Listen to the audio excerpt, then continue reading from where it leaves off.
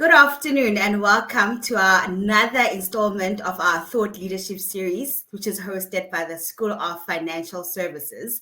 My name is Somila Ndinge and I'm from the marketing team. Joining me today is David, who is the head of school. He will be introducing our speaker shortly. But before we get to David, I'd like to do a bit of housekeeping on my side. I see people have been commenting on our interactive chat box. Welcome and thank you for interacting. Keep it going. If you notice at the bottom of your screen, we are running polls.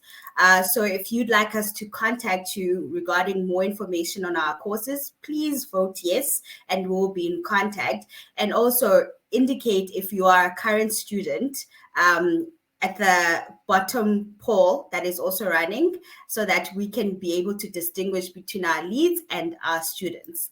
Also, there's a call to action button. If you want to know more about our courses and all our qualifications, you are free to click on visit our school page button that will direct you to our website where you can see all the wonderful things that the school offers. So without taking further time, I'm going to hand over to David to introduce our speaker. Over to you, David. Thanks, Samila. And then with regards to the ask the question, there is also then ask the question button in the bottom of the page there. You can type in your question, and Paul's gonna give his thought leadership talk today. And then at the end, we're definitely gonna leave enough time so we can answer some of these ask the questions on the side at the end with the last 15 minutes or so. So please, you can feel free to keep adding that at the ask the question link at the bottom. So firstly, let me echo what Samila said earlier. Welcome to today's thought leadership session. Today we're discussing the psychology of money, and we are really excited to be joined by Paul Nixon, who is head of Behavioural Finance at Momentum Investments. Just a brief outline of Paul's background. Paul has studied through a number of universities, different qualifications. He holds a BCom honours from the University of Pretoria, as well as a CFP qualification from University of Free State and an advanced CFP in investment management qualification from University of Free State. He also has a MBA from Edinburgh Business School, as well as a master's degree in behavioural finance with distinction from Stellenbosch University. And Paul has worked for a number of years across many local and international financial services companies. He is a thought leader in the behavioural finance space, and I was very excited when Paul was when one of my colleagues actually mentioned Paul to me to try and get him involved in one of our thought leadership sessions, because with the psychology of money, it always is quite an interesting dynamic to look at from an investor's perspective, as well as from a financial planning perspective. So how one's psychology and how one's makeup and how we make decisions and how that affects our ultimate investment goals going forward. So very excited to have Paul joining us today. I'll hand over to him now. Thanks so much, Paul, and we're looking forward to it. Good luck.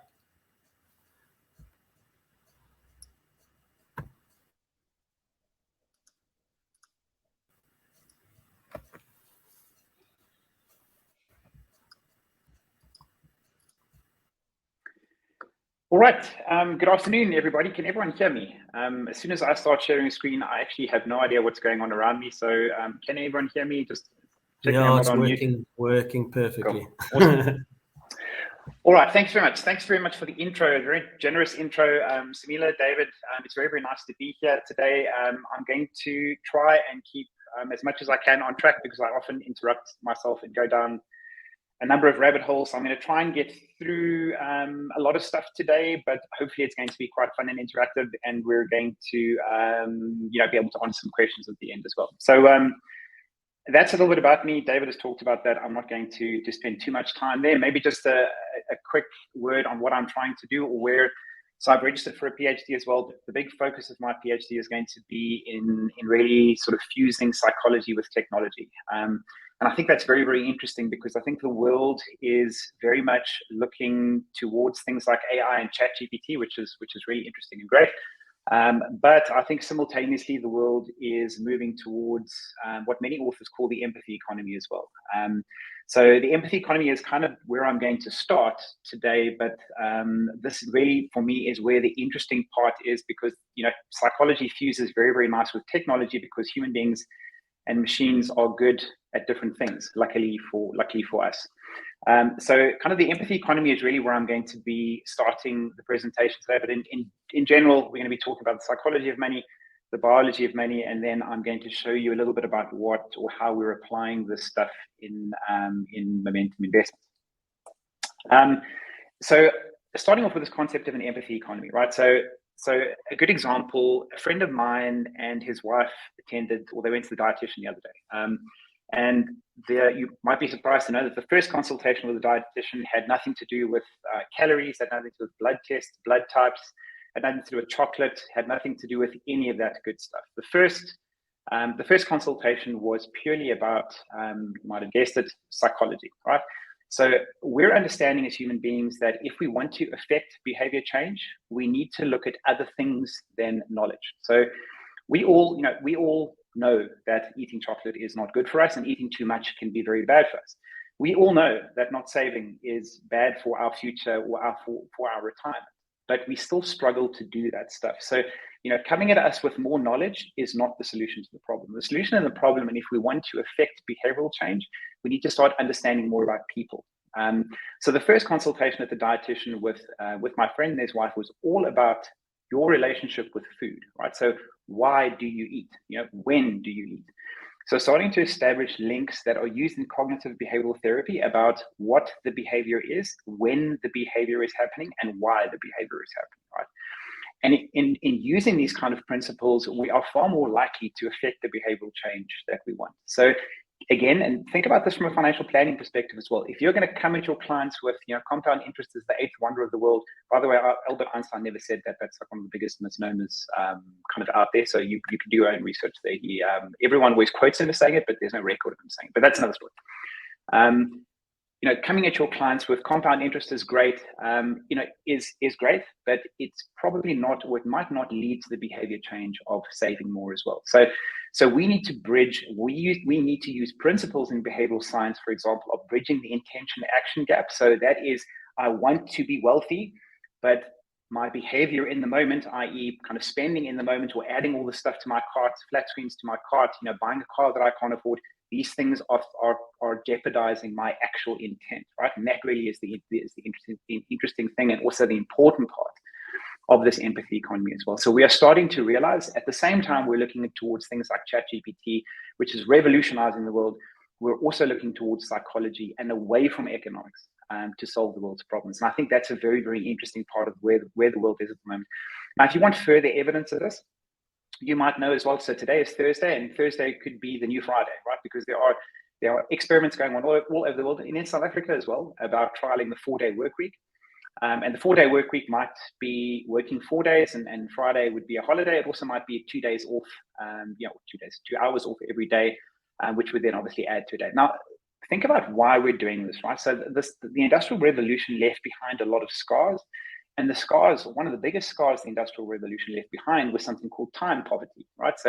So think about engagements you're having with family and friends as well. So for the first time, we had at Bra the other day, a good friend of ours declined being the CEO of the company, so turned down the job because he wants to spend more time with his family. So what is the point really of this whole this whole concept of these 7-figure paychecks if we don't have time to create memories and experiences with our family?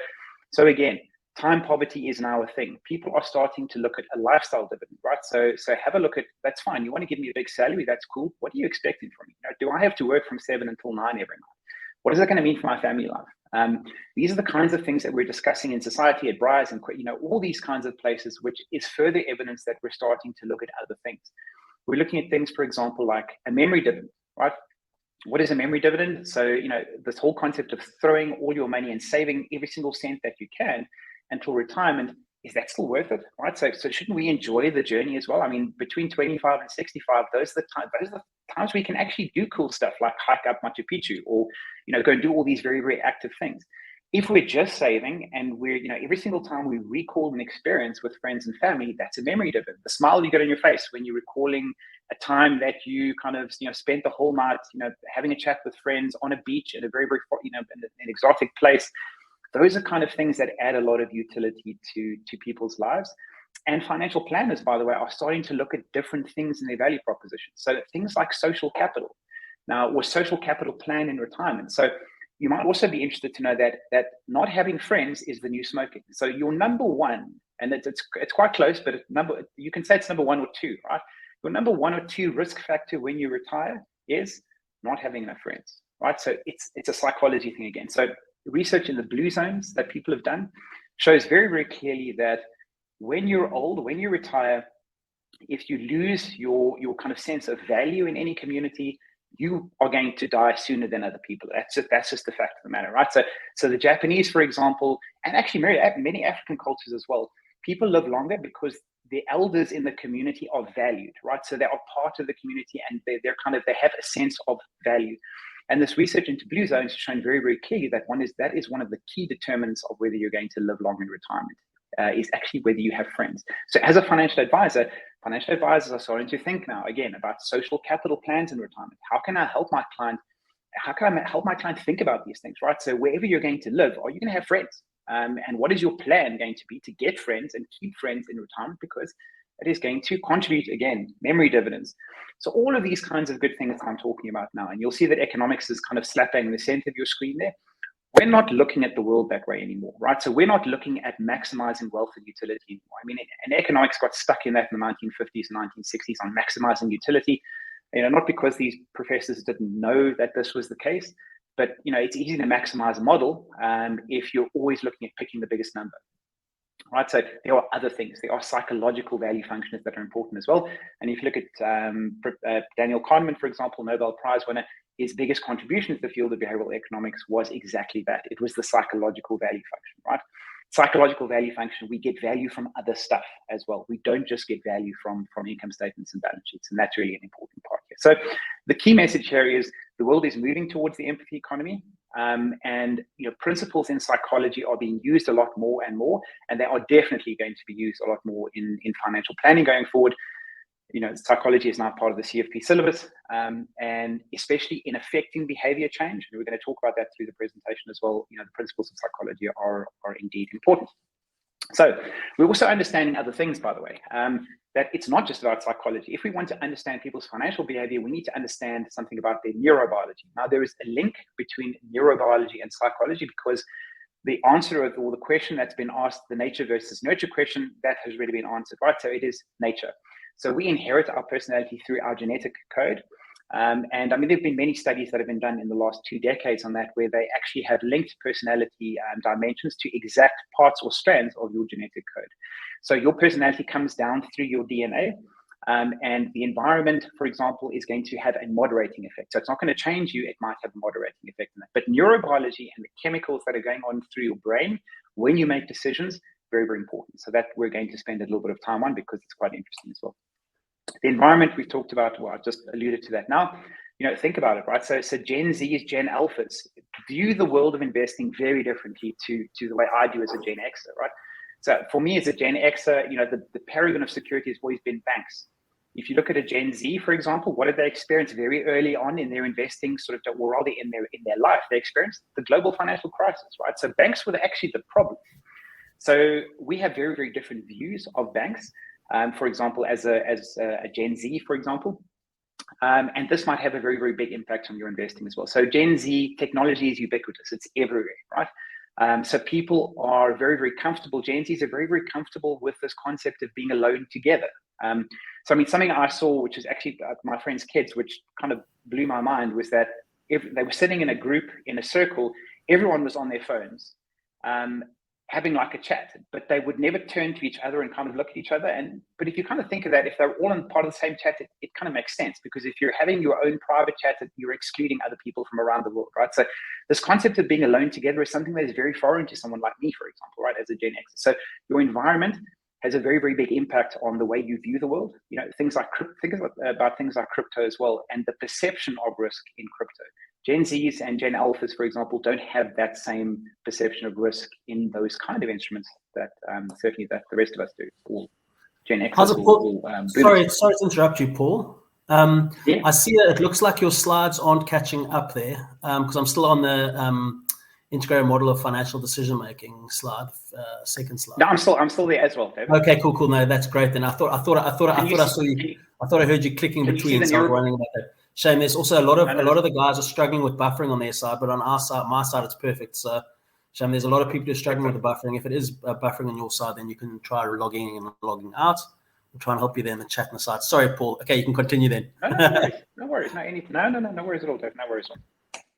All right. So, the question that we obviously have, and you should be seeing a nice new Range Rover on your screens now, is that is economics still relevant, right? So should we worry about this whole concept of economics actually if the way the world is moving is away from economics, for example? And the answer very, very easily is yes, of course we should, because economics gives us a very, very good idea of what the goalposts look like, right? So if we are trying to maximize something like our wealth, for example, we probably should be buying less of what's on your screen now, right? So this whole concept of maximizing wealth and utility is great because it gives us an idea of what the correct behaviors are. We can then measure obviously what we are doing and start to actually measure and build more integrated models of financial decision making that doesn't just include economics, but definitely still uses economics, for example, as the goalpost. So the reason there's a Range Rover on your screens right now is, and by the way, marketers have known this for a very, very long time, right? So when you study, I studied marketing 20 years ago, and there's no such thing in a marketing textbook of rational and irrational behavior, right? There is only consumer behavior. So that is kind of what people do. Economics, you still study the behavioral economics. There was this challenge, rational, irrational behavior, labeling what is rational, what's irrational. It's actually irrelevant because all that actually matters is what human beings actually do. So if you think about it, is economics still relevant? Yes, it absolutely is. But if we want to maximize wealth, for example, we need to understand that people are getting different things from these kinds of purchases. So when you buy a Range Rover, you are getting utility. Sure, the Range Rover is getting you from point A to point B. But what is the actual utility you're getting from it? That's not transport, right? Transport's not the utility. Well, it is, but it's a very small part of it. So what you're actually getting from this here is you're getting a high expressive benefit from buying the Range Rover. So what people are doing, every single one of us has one thing pretty much in common and wants one thing in this world. All of us want one thing in this world, and that is to be seen, right? So people want to be noticed and people want to be heard. They want to be seen. So if you buy a Range Rover, in many cases, what you're doing is it's an opportunity, for example, to express yourself. Now, I'm not picking on Range Rover here. Same as you could say the same about a Patek Philippe watch. You could say the same about a Ferrari. You could say the same about a number of things. People communicate, or they try to communicate when they buy stuff, right? That is one of the important parts, what marketers have known for a very, very long time in terms of the psychological value function of purchases that we make. So the question here pretty much just is make sure that you know what you're buying. And this really is the big point here. So Morgan Housel, who is the author of The Psychology of Money, and if you haven't read that book, it's definitely one book that you should read. It's one of the best books out there, not one of the best, I think it's the best book on the psychology of money out there, simply because you can pick it up if you're 18, you can pick it up if you're a CEO of a company, and you will learn something. And it's written that each of those people and everyone in between will be able to get a lot from the book. There are not many books out there like that. But Morgan Housel talks about something called the man in the car paradox. And that's the concept of, if you think about it, when you see someone driving a Ferrari, do you ever think, geez, that person is really cool? Of course you don't. You think, how cool would I look in that Ferrari, right? So if you're buying a Ferrari to get someone else's respect, you're not getting what you're paying for. So the point here really is that there's nothing wrong with wanting a Range Rover, a Ferrari, all these great and wonderful things. But you need to understand what you're getting when you buy that. Because if you are, the reason behind you buying that is you want people's respect, you're not going to be getting that. So there's another important part of this specific man in the car paradox as well, which definitely relates to, if I can think of my own childhood as well. So my experience, my early experience with money in childhood was, I was very, very lucky to go to a private school, but my friends always had, parents had a lot more money than we did, right? So they used to come in, they used to arrive at school in BMWs and Mercedes, and I also used to arrive at school in a Mercedes, but it looked more like the one that you can see on your screen now. And what it created was, being sort of dropped off in the front of school, where you had these kids who can see that you're in a car that looked very similar to that. it creates this kind of association with money where money becomes important from kind of a status perspective, right? So that translates later on in life to behavior where you're probably going to be spending a little bit too much on a car. Why are you doing that? Because of the experience that you've had in early on in childhood, right? So it creates an association in childhood, for example, that net worth is equal to self-worth, which is not a really, really great association to have. So as a financial planner, and this really sort of goes back, if you think a few minutes ago, talking about the empathy economy, as a financial planner, if you're just going to look at income statements and balance sheets, you're going to be missing some stuff, right? So you're going to be missing how people got to those income statements and balance sheets. So if you can see that someone is spending proportionately too much money on a car, for example, you can tell them it's the wrong thing to do. But if you don't have that kind of, and if you don't have the tools and the skills to extract the knowledge, or that knowledge I'm telling you about now, out of that client, you're not going to be able to change the behavior. So it doesn't matter to me. For example, the behavior for me was I was living in a tiny little place on my a tiny little flat, sort of on the back of someone's plot, which was kind of the holes in the roof, but I was driving a brand new Audi. So those are the kind of behaviors that come from somewhere. And again, psychology is becoming more important in developing tools and techniques to get that information, the correct information out of people so that you can change that behavior. All right, so let's start off with the psychology piece and the triangle that we looked at to start with, right? So what is a personality? Personality, very, very simply, is the way we think informs the way we feel, and that informs the way we behave, right? So if someone says that Paul is behaving out of character, it simply means that Paul is displaying behaviors, for example, that are not consonant with the behaviors that he normally displays, right? And those behaviors come from a deeper place. They come from the way we think about the world, which again determines the way we feel about the world. So the best, or rather the most common or the most widely adopted theory of personality out there is what is called the Big Five personality traits, right? So that's pretty much what you're seeing on your screens now. So you can think of an acronym here called OCEAN, OCEAN, and these are the biggest or the highest order personality traits that you would find. They're called the Big Five because each one has various subdimensions, but you can pretty much roll all of these kind of things up into one of 5 personality traits that we all have. The first one that you see on your screens, they will go through them very, very quickly, is openness, right? So openness, or some textbooks will call it broad-mindedness as well. So openness, people are open to new experiences, very, very curious. Okay, so if you can never get if you're reading 5 books at once, about a sort of quarter or a third of the way in, you might have this personality trait as well. There's a very, very strong link between openness and IQ. So this kind of interest in various domains, for example, is generally positively correlated with IQ because exactly of that innate curiosity, right? So if people are reading a lot of books, for example, it means generally that there's the stereotype, but the stereotype comes from somewhere. Generally speaking, people who are quite curious, there's a positive correlation with IQ. However, people who want to or have this belief system that the world or life is about experiencing things now also struggle with saving, right? So people who, for example, would prefer that climb or hike up Machu Picchu instead of putting the money in the bank, for example, that belief system that life is about living now, right? So being open to new experiences, they struggle with savings because they're a little bit more present orientated and they're happy to incur debt to have life experiences, right? Now, by the way, just that as a personality trait, right? So think about the value proposition of a financial advisor. Very, very good friends of ours, they have an extreme amount of conflict because of exactly that. Right, so one member of the couple is very, very high on the straight. She loves experiencing stuff, but there's cocktails and it's kind of like it's parties and it's different countries and it's euros, and the rand is where it is, and sort of that's the wife. The husband, the same. The wife's having great, best time ever. Husband is having a lot of stress, right? So that causes stress for one person, whereas the other person is having the best time. So think about these things again as we talk about this kind of stuff in the value proposition that you have as a financial planner in terms of advising people or couples as well, because that's a very, very important part of it. Conflict comes from differences in these things. So conscientiousness, you would see the friend that I said was under stress had a more amount of this trait, right? So he's much more concerned about the future. So if you think about the very famous Stanford marshmallow experiments, the kids who were able to wait until the second marshmallow And if you actually go and watch the video, I had the video originally in my first kind of draft of this presentation, but I kind of took it out.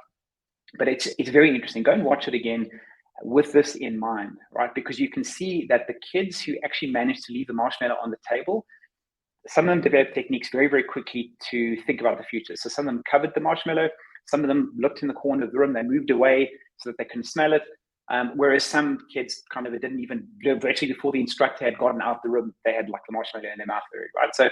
So conscientiousness are people who have the ability to think about the future. They have high levels of money retention and lower levels of debt as well. So they don't struggle as much with budgeting, right? Than most of us, or rather people who have openness, for example, to people who are open to experiences indeed do. Conscientiousness, if you've got kids running around picking up their toys after themselves, I've got great news for you, because people who have this personality trait, there's a lot of research to show that they earn more and have better relationships as well. So people who are conscientious, for example, are very, very aware of their own behavior on other people. So if you look at openness being correlated to IQ, conscientiousness is correlated to EQ, right? And EQ is more important as a predictor of someone who's going to be the CEO of a company than IQ is. Extroversion, so those are the life of the party, dominant, external locus of control. These people have the idea, the kind of general feeling that the world is happening to them, and they don't have a lot of control in the world, right? But these are your social butterflies. So external locus of control is an interesting trait to have as well, because from an investing context, these people generally will look at things like crypto, for example. If they invest in it, people who are extroverted are much easier, or they feel a lot more easy about taking risk. But in a crypto kind of sense, for example, when the market goes up, they would be very, very happy to kind of take that on as skill. And if the market goes down, they kind of like, well, that's the way the world works, right? So it's that external locus of control. I don't control the world controls me. By the way, the opposite of extroversion is introversion, who have a far bigger internal locus of control, right? So people with an internal locus of control are always looking for their part in things that happen. Agreeableness, those are the empaths out there, right? So people who are very, very concerned about their behavior and the effect of their behavior on other people as well. But generally speaking, the empaths feel a lot, right? So when they have discussions with people who are going through a kind of a hard time, they take a lot of that on, right? So they actually feel what the other people are feeling. So people who are agreeable, for example, are quite empathetic by nature. And then the bad one, right? So there's one bad one here called neuroticism. And when I talk about biology in a couple of minutes' time, it should sort of become quite clear why this is. So neuroticism is the only pathological behavior and the only conclusively negative personality trait, simply because it results in activating fight or flight a lot more, which means that we have more cortisol flowing through our systems. But that is what we're going to be talking about quite soon. But quite a nice way to look at this really is with friends, right? Now, I hope all of you are there. I hope all of you have watched or have seen this. I'm pretty sure most of you have, but I was surprised the other day when I spoke to kind of one of the younger members of our team, and I spoke about friends, and they were like, "What's that?" So I'm also realizing that I'm getting dated. So sometimes using these examples is not that effective, but I'm pretty sure most of you have seen Friends, or at least 1 or 2 episodes. So if you look at the success of the show, a lot of it's a very, very useful kind of metaphor to use in terms of very, very strong personalities in this series, right? So and by the way, the kind of character that you like the most is generally quite a good predictor of your own personality as well. So if I have to give you an example, my favorite character was Ross. So Ross was the only introvert on the show. So he preferred kind of the one-on-one time, right? He was a bit of an academic, right? Being a paleontologist. He was quite witty, right? So he was quite witty in his responses, right? So he would have measured quite high on the openness to experiences kind of personality trait. That for me is something that I identify with, right? Being the curious one, being the introvert, being more reflective, for example. That's kind of me. But I mean, if you look at Rachel, for example, I mean, she was almost the opposite, right? So very, very bubbly, very outgoing, very extroverted by nature. And then you look at someone like Monica, for example, who had the kind of neuroticism marker, right? So she was like desperately trying to control the world around her all the time, right? And if she couldn't control the world, it would result in erratic and kind of neurotic kind of behavior, right? Then you look at Chandler, for example, right? So he was the sarcastic one. So you might think sarcasm is actually quite an interesting one in personality theory, but it's generally quite highly associated with openness to experience. So you need to be quite smart if you're going to be sarcastic, because obviously you need to be playing on different meanings or multiple meanings in different words, for example. And then of course you look at Phoebe, who is a very interesting case, and it shows how nuanced personality theory really is, because she was quite extroverted and very agreeable, so empathetic, for example. But her kind of, being a dreamer and being kind of a little bit weird and out there really came from, again, a different dimension of openness, right? So people who are thinking about the future, but actually become they become sort of dreamers almost by nature. So this is really, really cool. By the way, if you're into machine learning, there's a very, very interesting article as well. There's a challenge every year called Emotion X, where in 2020, I think it was, there was a challenge to actually go and take all the dialogue in all the Friends episodes and develop a machine learning model to basically develop an emotional identifier. So basically every line of text, they could identify, or they trained the machine to be able to identify emotion behind that text. So the interesting thing here as well, again, talking about psychology, infusing it with machine learning, is this is a great way to train machines, right? Because sitcoms and popular culture just gives a tremendous amount of text out there with obvious emotional links behind it. And what we're doing, or what a lot of sort of firms are doing at the moment, is they're using that dialogue to train machines to be able to identify emotion in natural language processing, for example, which is really kind of the secret sauce behind this whole ChatGPT phenomenon. So if you want to read something really, really cool about this, you can look for an article, Friends, the one with machine learning or some such. Very, very interesting to show how actually they did this. And to show already that we've already gone past that, by the way. So training machines to identify emotion, and this is kind of some of the ways that they are doing. All right, the biology of money, right? So why is the biology of money important? You can see on your screens now that you can see on the far left, there's those are your happiness chemicals. So just to quickly go through them: endorphins, that's your natural painkiller, right? To make you feel good as well. Life hack: if you go to the gym, it releases endorphins. Serotonin is your natural mood stabilizer.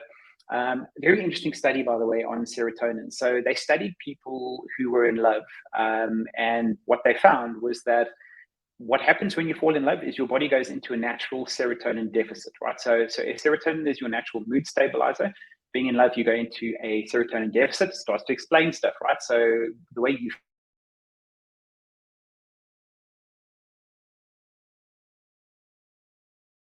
dopamine is our most powerful reward chemical, and it's all about the anticipation of reward, right? So there's a dopamine pathway that runs directly into your prefrontal cortex in the front of your brain, which means that often it actually occupies your conscious thought. So when you walk past the cupboard and you see a chocolate, and you're like, I shouldn't eat that, right? And you go and you do something else. And then you come back and you're like, something is like, it starts scratching at you, right? So dopamine pathway, again, anticipation of reward, right? The chocolate's going to be great. And you kind of keep coming back, and eventually you actually eat the chocolate. And that's why Oprah would always say, if you want to go on a diet, get rid of everything that's great in your house. And it's for exactly this reason, because the minute you start thinking about something, or the minute you have made a connection, you will get the dopamine release up front, by the way.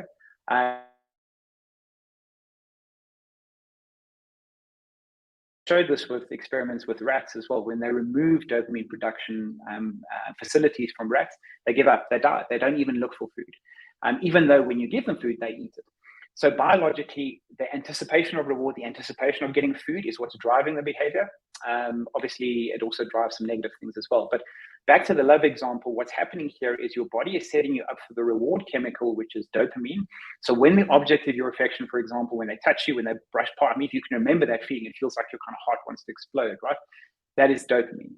Now, it's also a very miserable place if you don't get that hit of dopamine, right? So then all you get is the serotonin and the mood stabilizer effect without the reward, right? Which is obviously why when unrequited love, for example, is one of the worst things to experience in life. Oxytocin is your natural, your love and trust hormone, right? So that's your bonding hormone, We'll talk a little bit about that on the next slide. But what I want to sort of close the loop on here on the personality side is cortisol.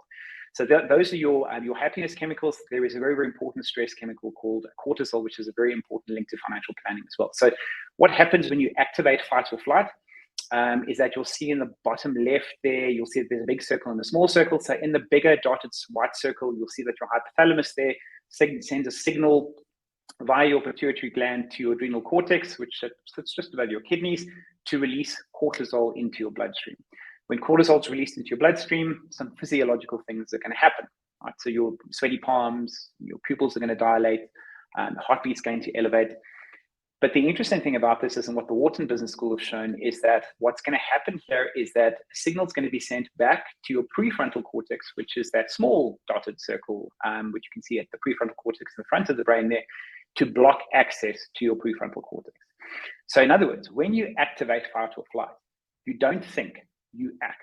Right now, from a biological perspective, it makes perfect sense. You know, if you're in a herd and you hear something, does it make sense to think logically about what that could be, or does it make sense to run and ask questions later? So what happens here is when you activate fight or flight, you block access to your cortisol blocks access to your prefrontal cortex, which means that you're more likely to act on gut instinct. Now, from a financial decision-making perspective, I don't think I need to make any more links there for you, right? So when the COVID-19 market crash happened, think about, you know, biologically what happens is it's just going to feel better to do something, right? And this is why. So cortisol is a very, very important part of this process. I'm not going to spend too much time here. I just, you know, don't even worry about the text and screen. I'll explain it to you. But, you know, psychology is often seen as something that is very imprecise, but psychology has very, very deep biological roots. Right now, just one example I want to give here to you, because we talked about serotonin. So serotonin, which is the gene that transports serotonin, is 5-HT, which is 5-hydroxytryptamine. People who, for example, if something is a little bit wonky, they don't have the gene 5-HT, what we pick up on their genetic markers is 5-HTTPLR. That's a polymorphism, right? Which means the transporter is not working quite as it should. What happens in this case is we can see that remember, serotonin is your mood stabilizer. When our genetic code, when we don't have the 5-HT gene, we've got a slight polymorphism. In other words, something slightly wonky. We end up manifesting in neuroticism, right? So that's the anxiety. So the anxiety is coming from that part of your genetic code, right? So this is a very, very strong biological factor. Right, so we can think about psychology and sitting on a couch and something as being quite imprecise sometimes, but these things are rooted very, very deep in our biology. And in fact, we can already map investment biases to genetic code. So if you think about how a risk profile might be conducted in future, it might be a finger prick blood test, for example, right, which is something very, very different to what it is now. Now, what's also very interesting about this as well is, again, emotion has a biological function, right? So that is quite an important concept to understand. And something, again, in the empathy economy that we are starting to study and understand as well. And you'll see that the articles that I'm referencing here are quite new. So all of the stuff I'm referencing is kind of between 2010, 2009 and now. Because we're understanding as well, for example, that crying has an important biological function. So we have three kinds of tears. We have reflex tears, right? That's kind of, you get something in your eye and your eye waters. We have continuous tears to keep our eyes moist.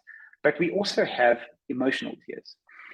Now, emotional tears, and they've studied this, because when we're crying and we're sad, what is happening is our body is cleansing us of cortisol. So we're getting rid of that stress chemical that comes through our tears, but it also generates oxytocin, which is the love and trust hormone. So biologically, what's happening here is when you cry or when you're in distress, your brain is trying to get you into other people that you trust. So think of how it feels when someone hugs you when you're crying, for example. It feels really good, right? It feels really good because of the oxytocin, because biologically you're trying, nature is selecting for you going into a pack when you're vulnerable, and your body's getting rid of cortisol. So if you block cortisol, this whole concept of boys don't cry, if you're going to tell people not to cry, or if you're not going to cry in the grieving process, that is biologically damaging to you, right? So crying is good and healthy, and we hear that kind of stuff, but sometimes when we hear it, we're like, well, I mean, that's a little bit cloudy, fluffy, woo-woo kind of. This is the biological reason behind it, which I think is something quite interesting and something that we are understanding as well in human behavior. All right, so the last bit of the section for the last sort of 10 minutes or so, I just want to talk about how we're applying these things in momentum investments. So when we understand, or when we look at sort of applying behavioral finance in an investments business, right? The first thing, we have a number of behavioral tracks. So if you want to be a behavioral business, you need to focus on behavior, right? So you need to understand, for example, what the problem is. So What we studied is something called the behavior tax. And we could see very, very clearly during COVID, you can see the graph on your screen there, that this is in living annuities in COVID. So in living annuities during the COVID-19, the first year, that's 2020, there was 494 million Rand lost in behavior tax. So what happened in living annuities? People switched out of their investments when the market crashed in March 2020. So the market crashed from 57,000 points there and thereabouts to 37,000 points. People switched out of the market in that period. It only took 3 months for markets to recover. And then what happened was markets actually broke records after that, right? And then people were like, oh, okay, well, now I need to get back in. So what they did was they sold out very, at or near the bottom, and they bought in actually at a level that was higher than they actually sold out from to start with. And this really is how we're starting to quantify things like a behavior tax, because now we're tracking it. So we're tracking which advisors, for example, are struggling with this, because if you think about the behavior tax, it can come from an advisor or it can come from a client. If your value proposition as an advisor is, I need to get you out of the market because I can see what's happening, then you're going to be causing the behavior tax. If the client is phoning you and saying, you need to get me out of the market, then the client is causing the behavior tax. But for the first time, using techniques like machine learning, I'll maybe come a bit closer to that to the end, but we're able to quantify these things. So instead of just hearing things from Morningstar and from all these other places saying that emotions are important, we're actually starting to quantify that value, and we're tracking it per advisor as well. So we're tracking what each advisor's behavior tax is, and we're tracking their ability to actually manage or eliminate the investor behavior tax. So what is the problem? There is a behavior tax on average. We could see, by the way, you'll see that the line of that graph has actually gone into the negative now. So in market crises, and this is obviously very, very, very detrimental, but it normalizes over time to around about between 1 and 1.5% in behavior tax per annum over all market cycles. So what we've basically done was to try and equip advisors to have different conversations with their clients. Right? So what we do with our money fingerprint, we call it, it's a psychometric assessment where we give advisors the ability to have a risk behavior conversation. Because we know that switching, there are a couple of psychological dimensions to switching behavior, for example, from a pure risk behavior. So take the personality stuff out of it. And some of the markers that we can pick up very, very quickly and easily from this is that if someone has switched before, they're likely to do it again. So it's like a Pringles thing, right? Once you pop, you struggle to stop. And the second thing is that subjective financial market knowledge is quite important. Now, subjective financial market knowledge, it's interesting because even if you don't have a finance degree, but you think you know a lot about markets, you tend to be more resilient to markets going up or down. So we're starting to track and measure these dimensions in risk behavior, which are going to help advisors, in addition to using things, for example, like risk tolerance, are going to help advisors to have, or at least us to help financial advisors identify people who are more likely to engage in this risk behavior from a psychometric perspective. Risk tolerance, for example, is something we could talk about on another day. Measured very, very wrong. Risk tolerance should always be measured psychometrically. So that should measure a long-term attitude to risk. It shouldn't measure how you feel about risk, right? So that's an important discussion, but we won't have that now. Then on the right there, you can see cash flow behavior. So those are attitudes towards money. I've mentioned one already, which is quite important. So for example, how do your relationships with money? Do you view money as a mechanism to influence or as an important dimension of status, for example? So right, we call that money prestige.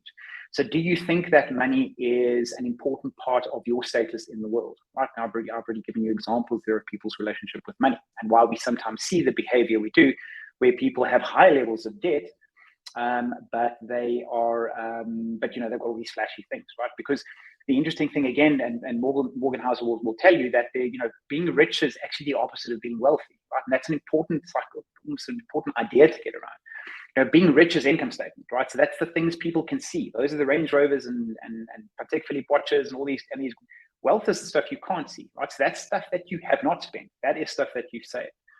And that's the important sort of dimension there as well. So we want to give advisors the ability to have cash flow conversations with their clients. So if you're struggling to budget, why are you struggling to budget, right? What are your money attitudes and where is that stuff coming from? So I had a very good example as well. We did a really, really great webinar with financial journalist Maya Fisher-French, and we each have exactly the same risk tolerance, but we are very different people.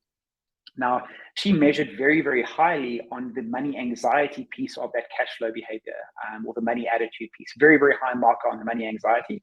And having coffee with her and sort of, try to unpack this. And she was like, well, when I was 16 years old, I was in private school. My parents had the BMW. We had the big house in the northern suburbs. The family friends were the Oppenheimers, for example. So life was all about the kind of champagne and caviar, right? And then her dad passed away at 16. And what happened, they found out in that moment that they were actually bankrupt. The estate was bankrupt. So this entire lifestyle was funded on credit, right? So what had to happen at that stage was the kids were ripped out of private school or public school, holidays stopped, a lot of stress, very, very difficult family conversations, for example. This caused a very, very big emotional sort of, reaction in her life. That's where the money anxiety comes from, right? So what happens with her, this manifests in her hoarding money, right? Because money is now very, very, very important because it's safety and security. What does that do? It means that you are less likely to experience memory dividends, right? Because you've got this money, but you're not experiencing probably life as much as you should. Again, if you just look at income statement and balance sheet and you miss that in the financial planning process, first of all, you've got less of a chance of changing that behavior and helping that person to in terms of their financial well-being. So income statements and balance sheets is great, but there's also, you have the ability as a financial advisor to impact heavily on that, but you also have the ability to impact on someone's well-being. And if you don't impact their well-being, you're leaving value on the table. And if you leave that value on the table, I would say that you're more at risk of a ChatGPT, for example, taking eating your lunch, because already ChatGPT is technically very, very capable of giving pretty good financial advice, actually, and medical advice as well. But that's another story. And then at the bottom there, you'll see that psychology is another piece as well. There is a personality assessment sort of built into this as well, where we actually give the big 5 markers to advisors as well, or at least allow them to identify these big 5 markers with their clients. And all of these things together contribute to sort of incorporating financial psychology into the financial planning process, right? And I've given you some examples here of really how powerful indeed that this can actually be. So if you're looking at people's relationship and experiences with money through life, it gives you the opportunity to impact on their well-being and add more value to their lives. Now, I mean, as a closing comment here, I'm not going to go any forward or any further into this in the presentation, but really the kind of the big thing here is, companies, financial services providers are going to start giving these tools to financial advisors, because, I mean, as a financial advisor, it's extremely difficult to think about, well, how do I incorporate? Do I need to go and study this? Or maybe what parts do I need to study? So financial services providers already are going to give more tools, I think, to financial advisors to help them. But they're also going to be using things like machine learning, like we do in the background, to identify things from or patterns of behavior that reinforce the predictive model. So I've actually, in my PhD, I built a predictive model of risk behavior, which we've actually got a very, very, very strong model actually built on predicting someone's behavior. But psychological variables are predictive, right? They're predictive because they're stable and long-term in nature. So really this sort of closing thing I want to get across is that psychology and technology are fusing. So we're using this kind of big data and these algorithms that get through a massive amount of data. But the psychological variables that we're starting to pick up is really going to be the new digital capital for businesses, because the way that you communicate with someone is going to be very different depending on their personality. There are already some very fascinating examples we can talk about if you guys have any questions about this. There are already firms in the UK and US that I've worked actually with already who are collecting big 5 personality traits, and they're marketing. So different people are seeing different messages, they're seeing different pictures, they're seeing different language, depending on the personality trait that they have. And machine learning using this natural language processing is starting to enforce, or rather the psychological traits are starting to make these models a lot stronger. So this is the way the world is going. We're in the empathy economy, we're moving into the empathy economy, but technology is, technology is big, but psychology is just helping and reinforce these models a lot. So very interesting times. Thank you very, very much. That's it for me for today.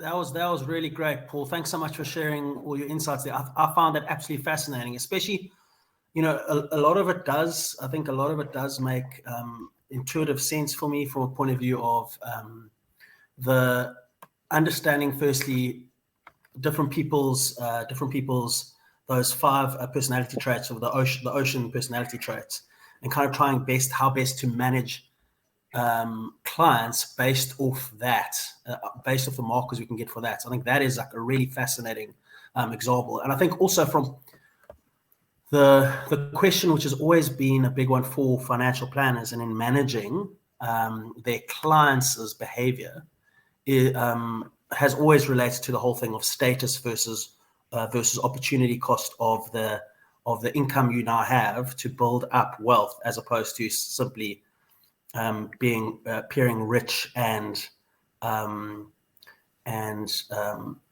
looking at status as the primary driver of one's motives. So I think the two main trends I saw from that was looking at status versus wealth opportunity motive, and then the whole thing around using machine learning to reinforce how to manage your risk behavior going forward, especially looking at the ocean, that ocean acronym of openness, conscientiousness, etc. Looking at how potentially managing individual clients based off those markers could potentially lead to improved long-term outcomes.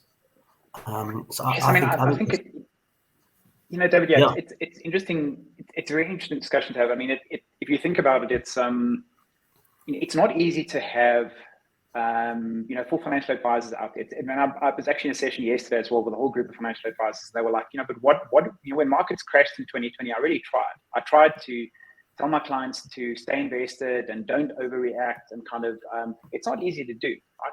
But there are things in financial therapy, for example, principles that techniques, for example, where you can improve someone's resilience. So, for example, things like journaling. Journaling now, 10 years ago, if you talked about journaling, someone would have, again, thought you were like a hippie or I don't know, something like that, right? Whereas now, I mean, the very, very successful asset managers journal.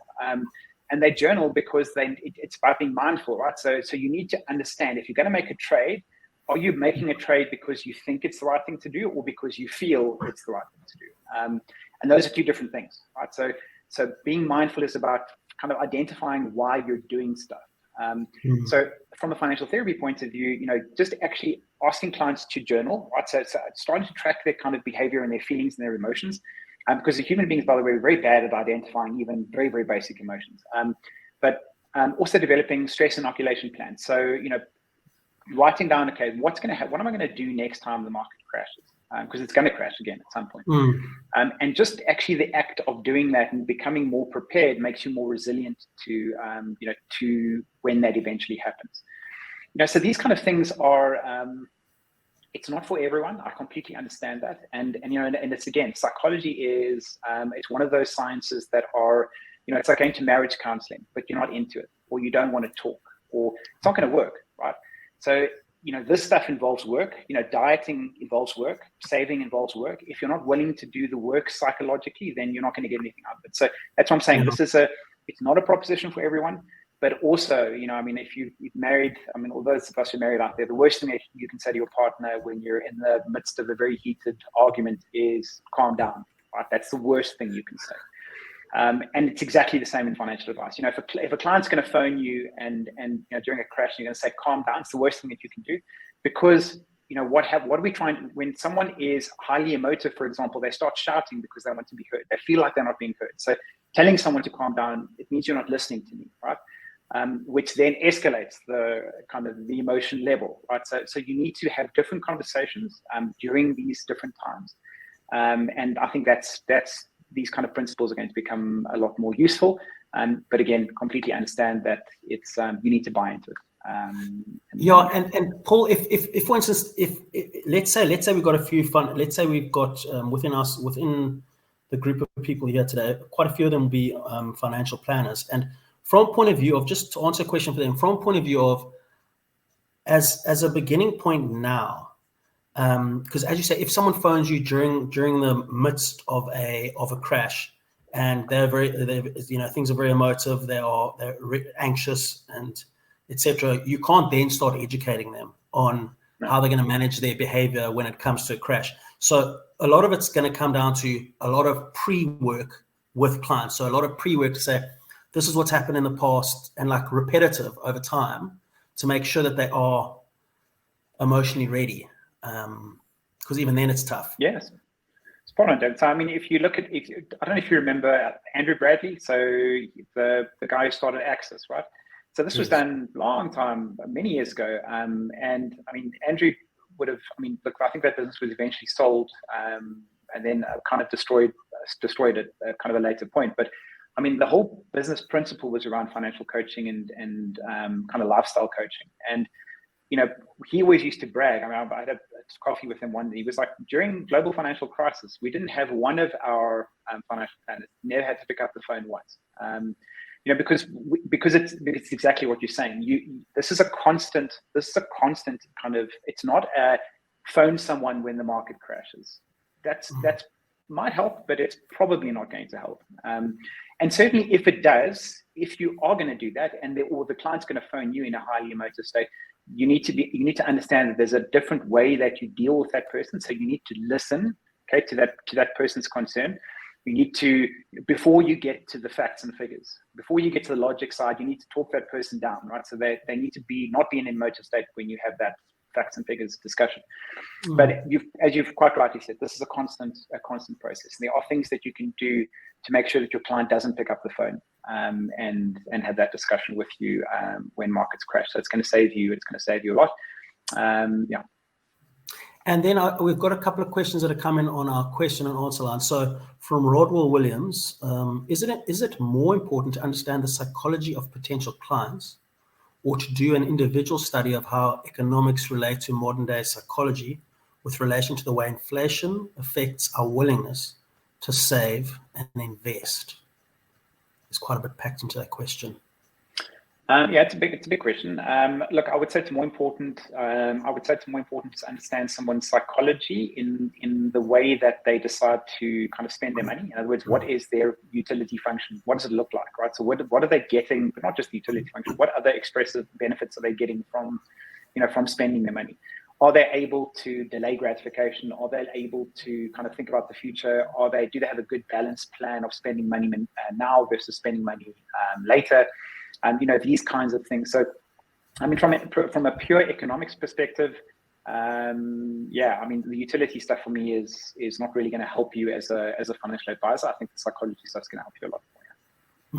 Correct. And I think, and that comes back to what you were saying earlier, Paul, from a point of view of understanding the power of compounding is one thing, and understanding how that could potentially outpace inflation. So if one looks at the last 15, 20 years, for instance, in South Africa, where we've had relatively high inflation versus the rest of the world versus the actual returns which have been realized.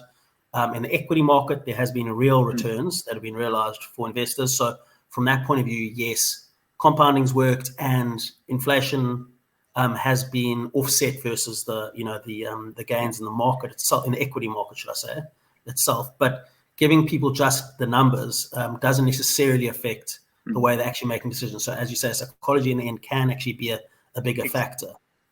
Exactly. So there's been the National Bureau of Economic Research did a really cool paper on that. I mean, they asked, so as human beings, we say we understand compounding, but we dramatically underestimate its benefits. So they did a study directly on that, where they basically asked people kind of to say, okay, if you put 100 Rand, do you understand what compounding is? Yes, I do. If you put 100 Rand in today, what will it be worth in 20 years' time? People dramatically underestimated what that balance would be. So we can say we understand it, economics 101, but we don't understand it. We dramatically underestimate it, which is why, I mean, look at Morgan Housel, what he does. Well, a really great example. Look at Warren Buffett's wealth. Okay, so look at Warren Buffett's wealth when he was 65, just on a flat money market interest rate, and what he's 85 now. I can tell you that most of his wealth is not from making smart investment decisions. It's from being alive for a very long time, right? So I'm not taking anything away from it. So he's a genius, no doubt. But if you actually look at what Morgan Housel does, he looks at his value when he retired, the value of his estate, just on a flat line money market compound rate. And you can see there's a very, very small difference between what he's worth now and that value, right? So again, we dramatically underestimate this stuff here. Yeah, 100%, exactly. I see there was another question from Bonang around, is it money in all its various forms that will be deliberated on? So that was just asking a question before we got you, but I think you've answered part of that question. You've touched on things like crypto, touched on other related topics. I think you've answered that. But I think it's a good time to end this now, Paul. Let me just again say from the School of Financial Services, Milpark School of Financial Services, thank you so very much for giving us your time today and to talk through this fascinating topic. It really has been really interesting, and I think it's something which is very valuable for the future way one goes about framing financial decision making for financial planners. I think that has been very useful. So thanks so much for that. For all of those who have joined us today, thank you for joining us. I want to just remind you, let you all know that there'll be some some marketing emails going out across emails as well as social media, making everyone aware of the School of Financial Services Open Week. That'll be happening in the next week or two, but invites will be going out today, so keep an eye out for that. And our next thought leadership session, that'll be happening towards the end of August, but again, we'll send out invites closer to the time, and we hope to have another, we've got a couple of ideas up our sleeves. We'll have some other wonderful topics and thought leaders that we can get onto this webinar to have that discussion.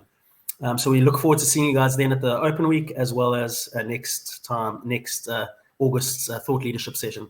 So thanks so much for joining us. Thanks again, Paul, and we'll see you guys next time.